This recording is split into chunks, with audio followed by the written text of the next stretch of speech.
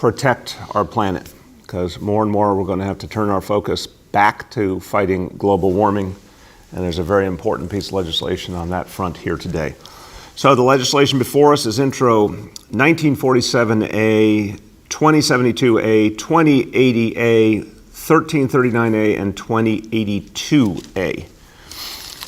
Now, as we're dealing with all the challenges right now, it's kind of hard to even remember last year, but last year something really, really important happened.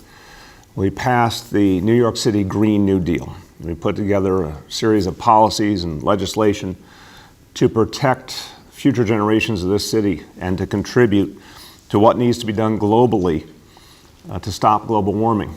And in the same time, doing something really important, which is create green jobs. This is the power of the Green New Deal idea, to create a huge number of green new jobs while keeping us safe.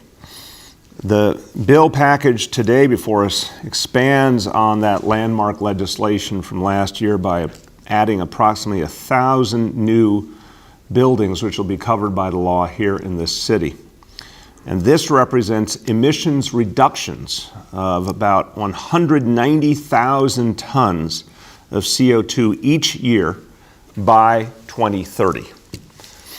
So, look, that's such an important piece of what we're doing today, but let's also talk about the efforts to create a fair and just city, particularly at this moment of transformation. We're in the middle of a crisis, but we're also in the middle of a time of transformation where we are going to do some things very differently to create a fairer society. And we need to make sure that folks who were hit hardest by this pandemic get supported, that their needs get addressed. We understand that the pandemic didn't hit everyone evenly, that some families lost more disproportionately, lives lost, livelihoods lost. Some families, some neighborhoods really, really bore the brunt.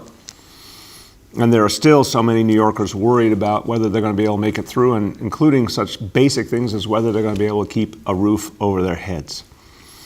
Today, the legislation before us will ban income discrimination. And it will ban income discrimination across the city by all landlords, whether they have large buildings or small buildings. It'll make it easier for working New Yorkers to track their rental assistance applications online and ensure that New Yorkers know their rights and the protections available to them to stop income discrimination.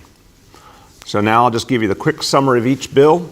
Intro 1947A requires buildings with less than 35% rent-regulated units to abide by the emissions requirements of the New York City Green New Deal starting in 2026. Intro 2072A requires the city to report on its outreach and education efforts for landlords to comply with the New York City Green New Deal.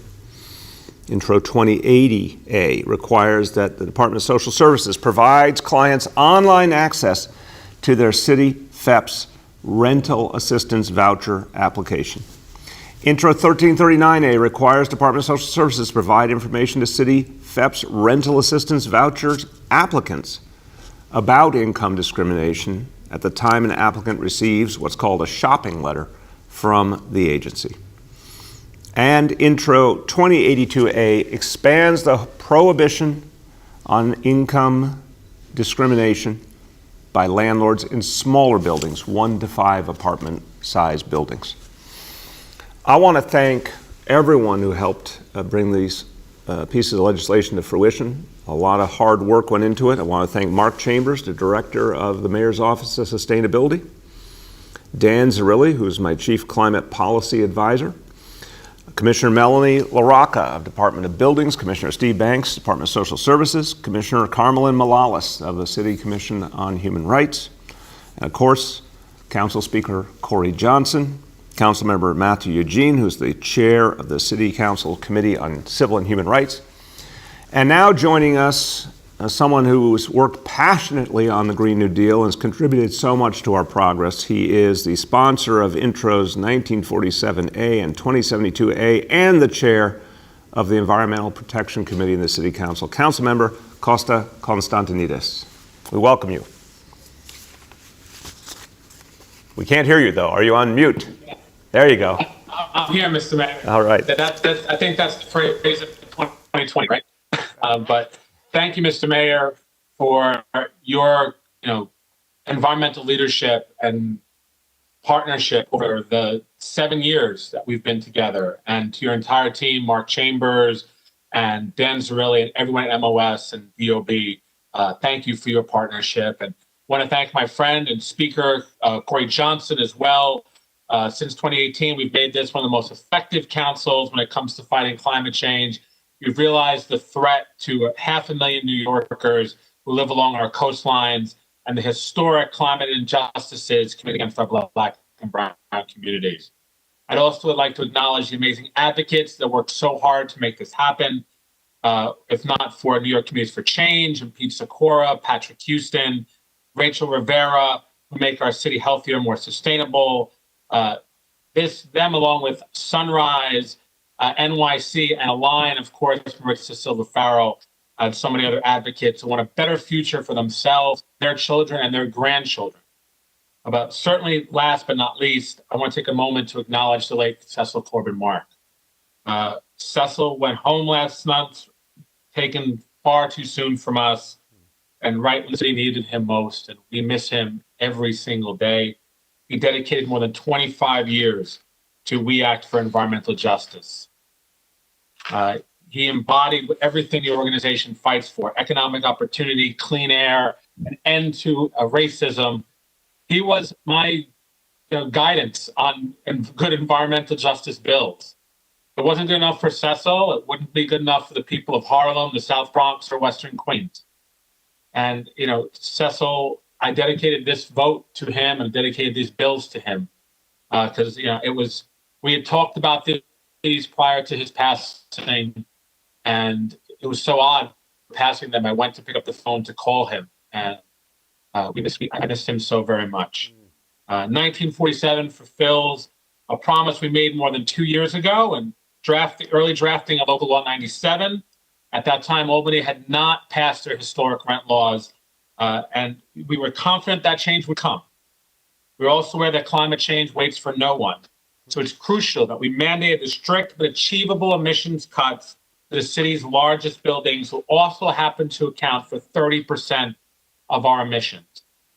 We promised we wouldn't let this go and pass the cost onto rent-regulated tenants. Well, today we lived up to our word. 1947 brings buildings 25,000 square feet or larger, where less than 35% of the units are rent-regulated, into Local Law 97. It guarantees the Climate Mobilization Act lives up to its billing as the largest carbon emissions reduction ever mandated by any city, anywhere. It'll put New Yorkers back to work in the process. Climate Works for All is investing in energy retrofits, has the potential to create 42,000 new jobs. Those jobs can open new windows to the middle class for those in environmental justice communities. And again, this will save landlords money in the long run. Investing in energy efficiency now is a down payment on the future of your property, as much as it is on the future of our planet. And I know that the city will be there to make this happen. That's why we also passed Intro 2072. The New Deal is outlived its architects. And New York City's Green New Deal will go beyond our time at City Hall. This bill will add more accountability and transparency to Local Law 97. It will require regular reporting on how this historic legislation is implemented, how compliant buildings are in hitting their targets, and why others have fallen behind. I want to thank everyone on the council side who worked on this bill: Samara Swanston, Nadia Johnson, Jonathan Seltzer, Ricky Chawla, Legislative Counsel Nick Wazowski, Nicole Embiid, Tirza Nasser, Jeff Baker, Laura Popa, and Jason Goldman as well. Because we must improve our sustainability initiatives to keep up with climate change, we need to continue to work harder. We've seen a hurricane season this year that's unprecedented. Usually I'm proud of my Greek heritage, but when we see that we're at the end of the alphabet, we know that the 30th named storm this hurricane season, we had to do more to combat climate change. And I look forward to brighter days, greener and safer days for New York City Again, I want to thank you, Mr. Mayor, for all that you do and your environmental leadership as we've gotten all of this done. Thank you very much. Thank you, council member, and want to thank you for your leadership, but especially want to thank you for your very moving words about Cecil and the work that he did that was so important in the environmental justice movement. So want to offer my condolences as well to Cecil's family, and just thanks on behalf of the people of New York City for all he contributed to the movement for environmental justice. And you're right, we lose some very, very important people, voices of conscience, but their voices continue on, and how fitting that this legislation exemplifies that which he fought for. So thank you for that tribute. I'm going to turn now to the sponsor of Intro 2080A and chair of the General Welfare Committee. I know he has a passionate desire to help people in need who are suffering from COVID and make sure they get the help they need. My pleasure to introduce Council Member Steve Levin. Thank you so much, Mayor. I just want to thank you and your staff, as well as council staff and every member of the advocacy community for this bill becoming a reality. Intro 2080A will require the City of New York to establish an online database for recipients of rental assistance vouchers so that they may be able to look up the status of their voucher, look up to see if a payment has been submitted on their behalf, and will allow the system to move in a much more easy fashion and in a much more efficient fashion, and will give people some confidence that that their vouchers are that they will be forthcoming, and that they're reliable. There's a lot of work that we still need to do to ensure that that vouchers are able to be used effectively to acquire apartments in New York City. And so there's a lot of work still to be done. But this is one important step in that process, in making sure that people have that resource at their fingertips in an online database. So I want to thank again the mayor and your team, the council, legislative staff, as well, for all the work that they did on this. And I look forward to this bill signing today. Thank you. Thank you so much, Council Member. And lastly, among the council members, the sponsor of Intro 2082A, and he has distinguished himself by really looking at how government works and how we can do better and where we need to improve our laws. And certainly when it comes to income discrimination, it's the issue I worked on when I was in the City Council. It was time to update the approach and reach farther. So welcome, Council Member Keith Powers. Thank you, Mr. Mayor. Thank you for your bill signing here today. I'm City Council Member Keith Powers, the sponsor of this bill, and I'm really grateful to be here today to work on an issue that most people won't know this, but when I was a staffer in the Assembly about 10 years ago, we worked on this bill with Assemblymember Jonathan Bing and State Senator Dan Blasio, who are both not in office now, so I want to make sure I give them a special nod for their efforts back then. We weren't able to make progress on this issue then, but since then, the state and now the city are making further progress to ensure that anybody who's trying to find a permanent home in New York City can prevent them from being discriminated for the source of their income, which could include a voucher or other public assistance. And we know that the path to finding permanent housing in New York City is so tough as it already stands, but we want to make sure that we remove barriers for people that are ready to move out and be on their own, and to ensure that no landlord is discriminating against them because of the source of their income. So I'm really grateful that the council has passed this. I want to thank the speaker and all the staff of the City Council for their work on this. And of course, I want to thank the mayor and his administration for being good partners in this process, for working with us to get this done, and of course, for hosting a signing for this to remind people that our duty here in New York City is not just thinking about ourselves, but about everybody, and to be good New Yorkers in that way. And I think today's theme is really making sure that New York City is looking long-term to the challenges that face the city and removing barriers and upholding our values here. So a very big thank you to my staff, all the staff of the council on the mayor's side, and Mr. Mayor, thank you today for bringing us together for the bill signing here as well. Thank you very much, Council Member. We have two individuals signed up for public testimony. First, we're going to hear from Sonal Jessel of WEACT, the Policy and Advocacy Coordinator for WEACT. Sonal, go ahead. Or Sonal. I think I said it wrong. Is it Sonal or Sonal? Forgive me. It's Sonal. Sonal, go ahead. Thank you very much, Mayor de Blasio, and thank you so much to Speaker Corey Johnson, Councilmember Constantinides, our sponsor for Intro 1947, all the other council members that have been so supportive of this bill and moving forward and taking a lot of action on climate change, and to your administration as well. Thank you all so much for your hard work. It's very important that we sign these bills into law today, that we reduce our building emissions, that we add more buildings that are going to have to reduce their emissions.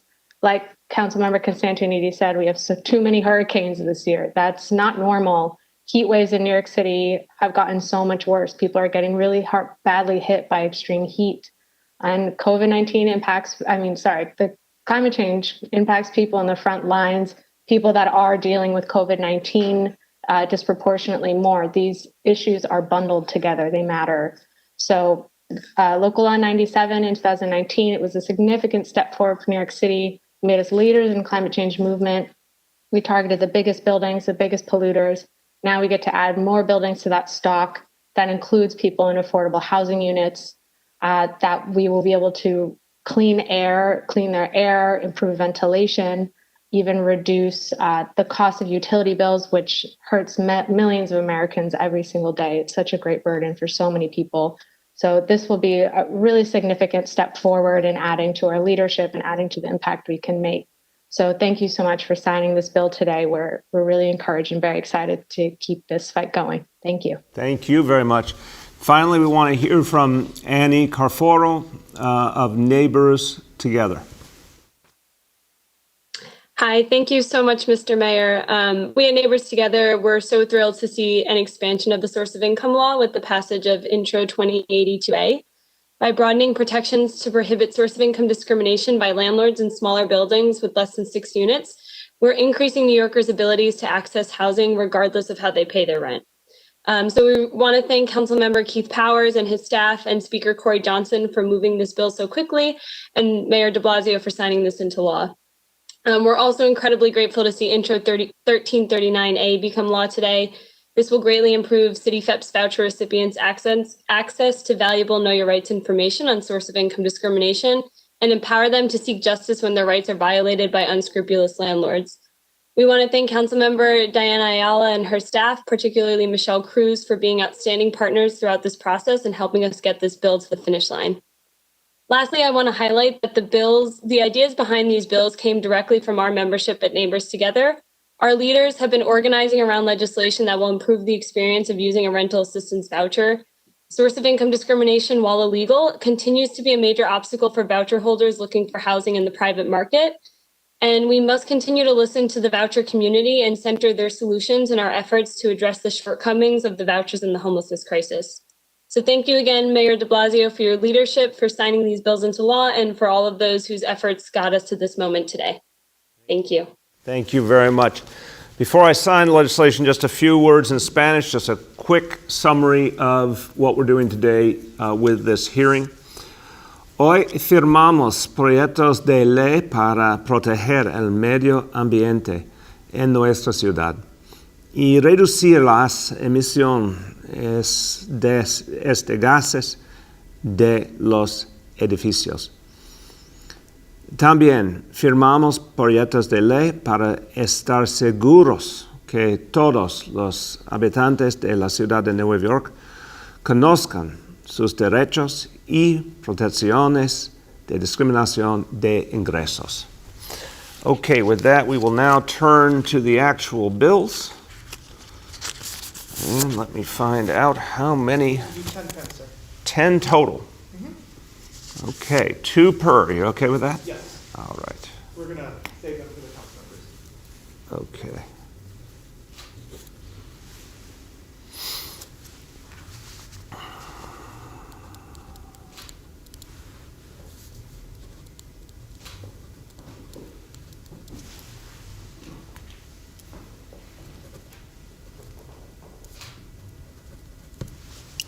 That is for 1947A.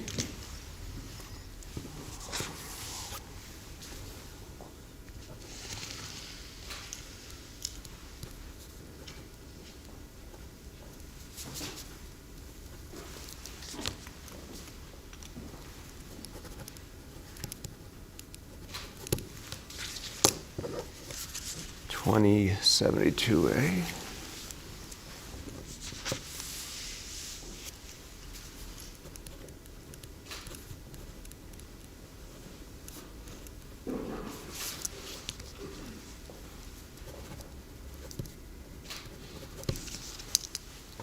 $20.80A.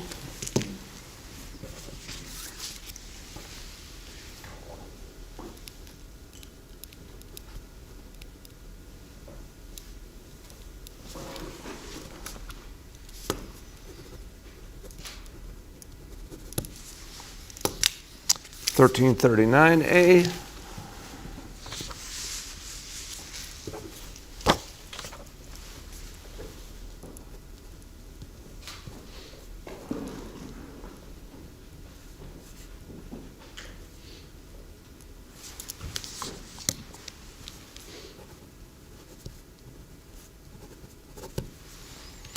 And 2082A.